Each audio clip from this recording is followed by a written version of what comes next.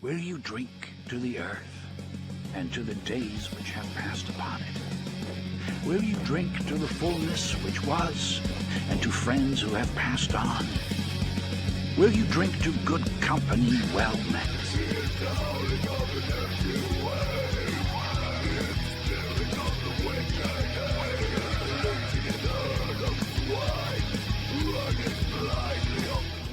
This country is a country of openness, of respect, of compassion, of the rule of law, of the rights of the individuals, of freedom. Freedom from fear, freedom from crime, freedom to love who you want and not be judged for it, freedom to do what you want with your body. What's something that you always carry with you? Hot sauce. Really? Yeah. Really? Are you getting information right now? Hot sauce. Hot sauce in my bag, Swag? Hot sauce. Really? Yes. Now listen, I yes. just want you to know, people are going to see this and say, okay, she's pandering to black people again.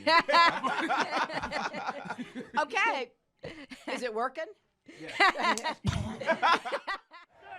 USA!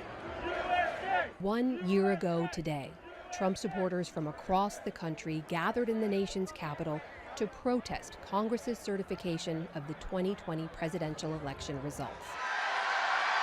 At a rally near the White House, President Trump spoke to a crowd estimated in the thousands, everyone from ordinary Americans to conspiracy theorists to members of right-wing extremist groups. We will never give up. We will never concede. We're not going to take it anymore. This is our country. Inside, the joint session of Congress to certify election results was underway.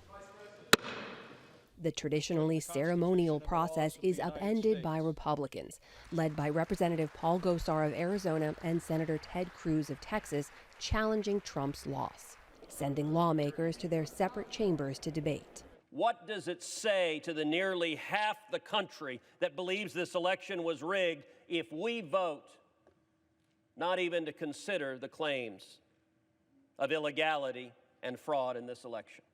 Meanwhile, around 2 p.m., the East Side barricades are breached. Here's what I saw from outside the Capitol. Half an hour ago, vehicle barriers that had been set up about 100 yards away or so from the Capitol were first breached by a group of protesters. Hours passed before President Trump did anything to address the insurrection. Just after 4 p.m., he released a video repeating unfounded claims about the election results. Tear gas were used to clear the Western Terrace, the site of presidential inaugurations. Police declared the Capitol complex secure around 8 p.m. To those who wreaked havoc in our Capitol today, you did not win. In the early hours of the next day, January 7th, Congress finished certifying the election results. Some Senate Republicans withdrew their initial objections. In the days and months following the attack, 4 police officers who were on duty died by suicide. More than 720 people have been arrested and charged with crimes linked to January 6th. But what has not been answered is why the mob got inside so easily. The chief of the Capitol Police Force said tonight he's resigning. Many people, including Joe Biden, have said if this had been a Black Lives Matter protest instead of mostly white Trump supporters, the police response would have been dramatically different. We all know that's true. And it is unacceptable. The president-elect says his own granddaughter sent him this photograph. It's from last June on the steps of the Lincoln Memorial. National Guard prepared for a Black Lives Matter protest.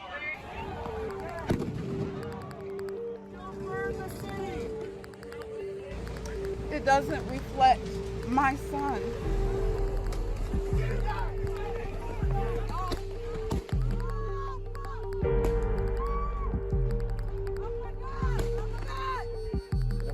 Know today is 43%. That is the share of American adults, there it is, who now say former President Trump bears a lot of responsibility for the violence and destruction on January 6th. That's according to a new Pew poll. Believe it or not, that's it's down 9 points compared to just a year ago, when a majority of adults agreed that Trump was responsible. All this comes as no surprise.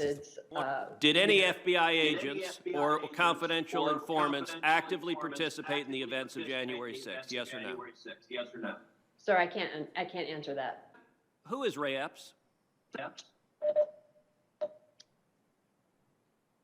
I'm aware of the individual, sir. I don't have the specific background to him. Well, there are a lot of people who are understandably very concerned about Mr. Epps.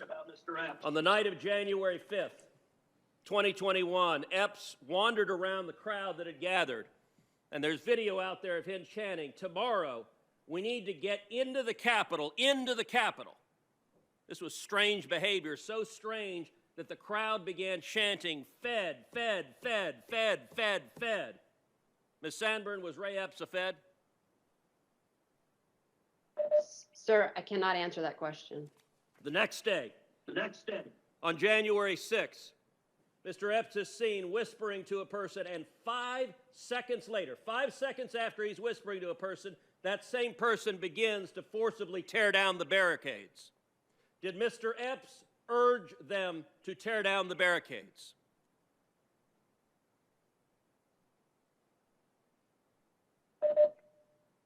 Sir, similar to the other answers, I cannot answer that. Shortly thereafter, the FBI put out a public post seeking information on individuals connected with violent crimes on January 6th. Among those individuals, in the bottom there, is Mr. Epps. The FBI publicly asked for information, identifying, offering cash rewards for information leading to the arrest. This was posted, and then, sometime later, magically, Mr. Epps disappeared from the public posting. According to public records, Mr. Epps has not been charged with anything. No one's explained why a person videoed urging people to go to the Capitol, a person whose conduct was so suspect the crowd believed he was a Fed, would magically disappear from the list of people the FBI was looking at. Ms. Sanborn, a lot of Americans are concerned.